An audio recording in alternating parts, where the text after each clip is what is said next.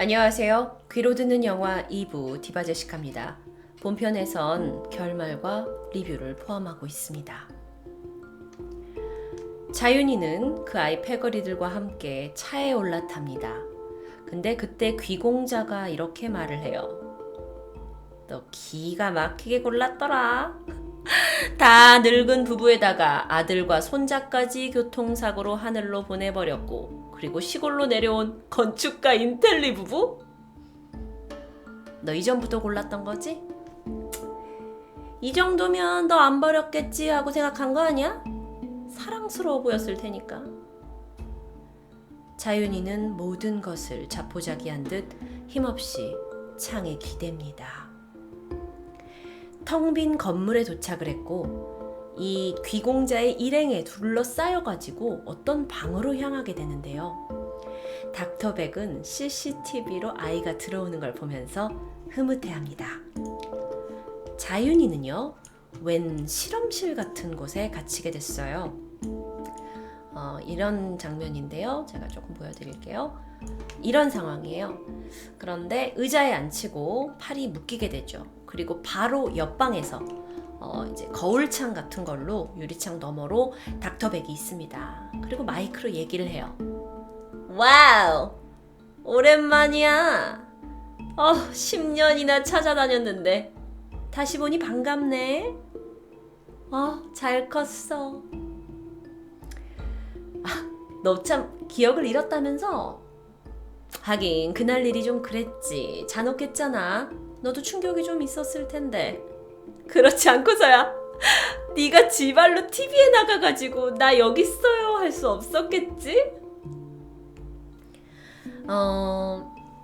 어떤 일이었냐면 그 자윤이가 TV에 나가서 개인기라고 선보인 게 뭐였냐면 이렇게 마이크를 이렇게 마이크가 잡고 있다면 떠오르게 하는 그런 거였어요.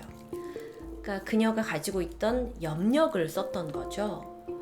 근데 자윤이가 어렸을 때부터 그런 능력을 알았기 때문에 자기는 신기하고 이상하지만 어쨌든 썼는데 이 장면을 보고 자윤이를 찾아내게 된 거였죠.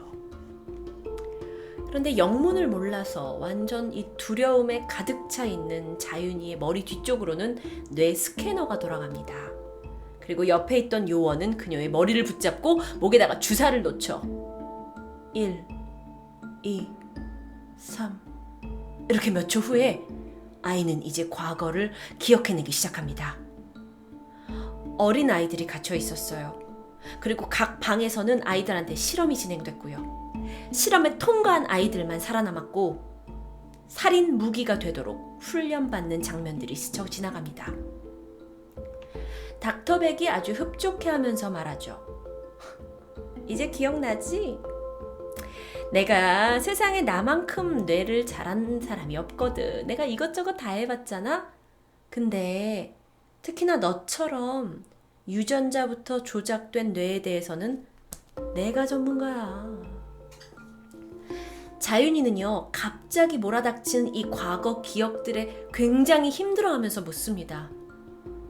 나한테 무슨 짓을 한 거예요? 닥터백은요, 사실 여태까지 아이들을 감금하고 키워오면서 인간 병기를 만들어 왔어요. 특히나 자윤이와 같이 키운 세대의 아이들은요, 그러니까 그 외국에서 온 귀공자 그룹이 그 그룹 아이들인데 얘네들이 예전보다 상당히 성공적이었던 거죠. 특히나 사형수들의 뇌 유전자를 이식하고 뛰어난 운동신경을 훈련시키고 그리고 아이들한테 투견을 막 풀어놓으면서 강력한 폭력성을 기르게 했습니다. 그런데 자윤이는 이 중에 가장 월등했던 아이예요. 그런데 그런 모습을 바라보던 이 프로젝트의 윗선에서 아이의 능력치가 너무 뛰어나지니까 점점 두려워하기 시작했고 결국에 이 세대의 아이들을 다 폐기해버리라고 명령한 거죠. 자윤이가 도망치던 날 8살이었지만 이미 폭력적인 성향을 본능으로 알고 자란 자윤이는 회사 사람들을 잔인하게 죽이고 도망쳤던 겁니다. 그리고 그 중에 살아남은 아이들이 그 귀공자 아이들이었고요. 닥터백이 얘기하죠. 우리는 있잖아. 널 정말 아주 오랫동안 찾아다녔단다. 사실 죽은 줄 알았지. 게다가 10년이면 그 뇌가 터져서 이미 죽고도 남았을 텐데 이렇게 평범하게 살아있을 줄 몰랐잖아. 근데 TV까지 나와서 염력 써가면서 나 여기 있어 하는데 나 정말 깜짝 놀랐어. 자윤이는 괴로워합니다. 막 눈알이 빠질 것 같았고요. 머리가 깨질 것 같았어요. 닥터백이 말하길 그 주사를 놓음으로써 기억이 돌아오잖아요. 그러니까 아이의 뇌가 더 활성화된 거예요. 그러면서 이 증상이, 머리 아픈 증상이 더 극에 달한 겁니다. 그런데 이렇게 두면 이제 얼굴의 모든 구멍, 눈과 코와 입에서 다 피가 날 거고 곧 죽게 될 거라고 말합니다. 닥터백이 말하길 너도 알고 있었잖아. 그래서 일부러 평소에는 뇌 움직임을 잘 안 쓴 거야. 덕분에 주변에서 너 약골인 줄 알았지? 그래서 네 고통 잊으려고 했지만 방법이 없었겠지. 해결책은 하나야. 동종의 골수를 이식받아야 돼. 근데 넌 친부모도 모르잖아. 아주 잔인한 사람입니다. 그리고 자윤이는 더욱더 괴로워했죠. 코에서 피가 흐르기 시작했고 입에서는 핏덩어리가 튀어나오기 시작했어요. 점점 더 괴로워하면서 죽어가는 모습을 보면서 닥터백이 말합니다. 네 죽음을 막을 수 있는 유일한 해결책은 바로 나야. 그리고 옆에 있던 요원이 파란색 주사를 자윤이에게 투입합니다. 카센드. 이 약은 자윤이 뇌의 진행을 멈추게 하면서도 신체의 그 훌륭한 기능은 모두 쓰게 만드는 거였죠. 하지만 한 달만 유효합니다. 이후에 한 달이 지나고 나서 이 약을 더 주입하지 않으면 증상은 2배로 빨라집니다. 그렇게 되면 자윤이는 죽게 되겠죠. 이제 자윤이는 매달 이 약이 필요합니다. 닥터백이 만족해하면서 묻습니다. 어때? 내 선물 마음에 들어? 정신을 차린 지윤이가 고개를 듭니다. 그리고 살짝 웃어요. 기대 이상이야. 역시 우리 박사님은 방법이 있을 줄 알았어. 오랜만이에요. 닥터백이 유리창 너머로 당황해합니다. 아이는 염력을 이용해서 스피커를 다 박살냈고요. 옆에 있던 요원을 발로 밟아 죽입니다.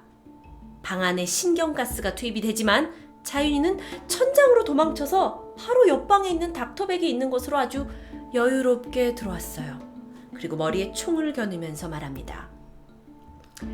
정말 보고 싶었어요, 박사님. 설마 저처럼 머리 좋은 애가 내가 누군지 잊었겠어요? 그 끔찍한 기억 하루도 잊지 않고 살았죠. 저야말로 아주 오랫동안 박사님을 찾아왔어요. 근데 그게 쉽지가 않더라고요.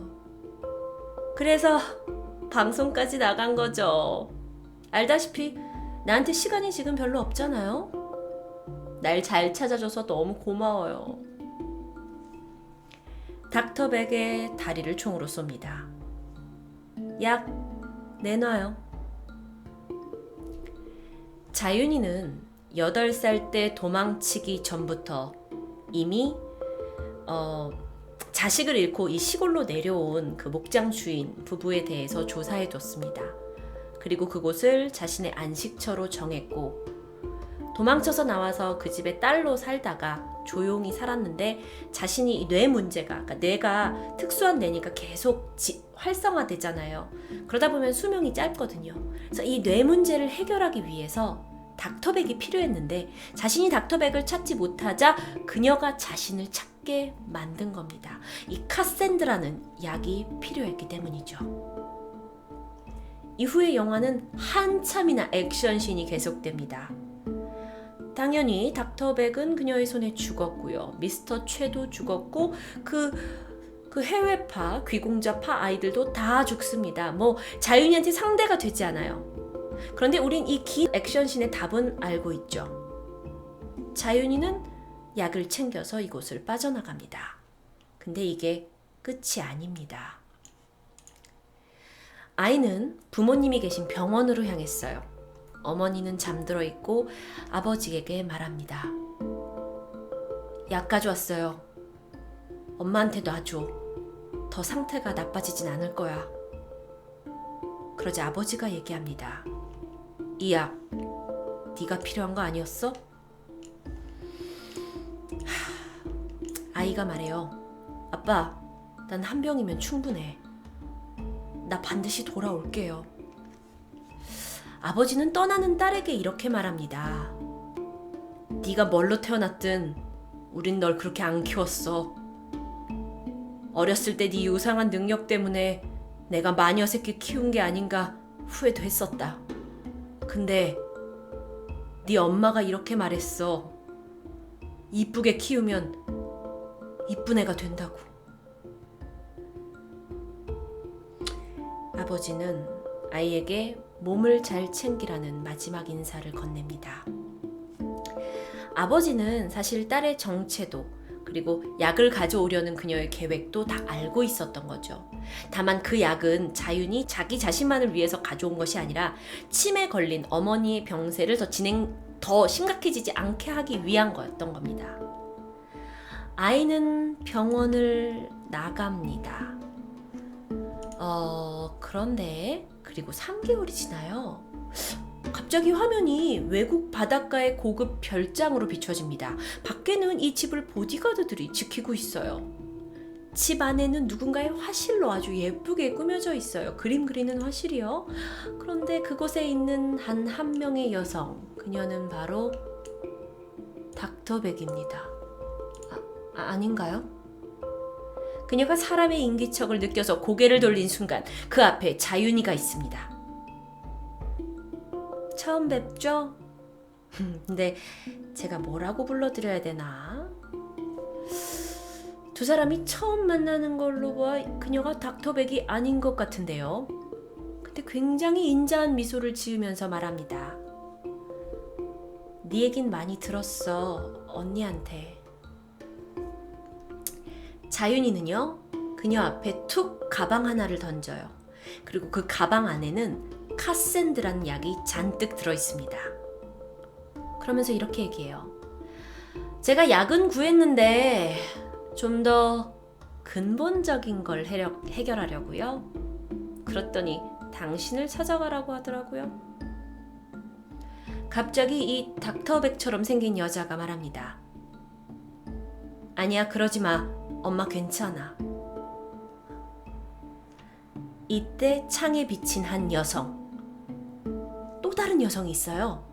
그런데 자윤이가 분명히 그 여성이 옆에 있는데 눈도 마주치지 않고 말합니다. 너 언니한테 까불면 모가지 날아간다. 끝!